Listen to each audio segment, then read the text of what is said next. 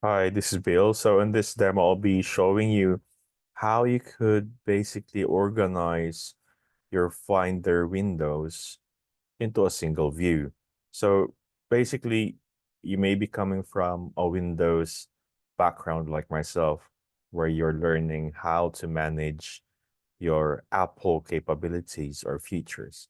And one of the problems I have encountered is like to be able to navigate around windows, folders, and files to make my life easier, right? So I found this feature of Apple, right, where you could basically put together in one view the window. So the answer is how, right? So one shortcut, the command button.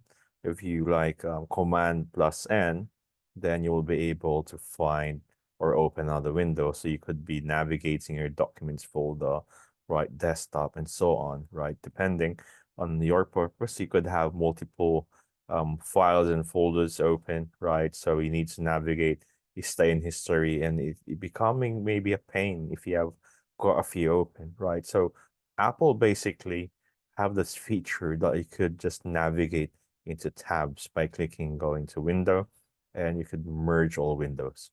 So as you merge all windows, as you can see, now you could just move into the tabs, right? And go to desktop on the other one, right? Probably go to downloads in this aspect, right?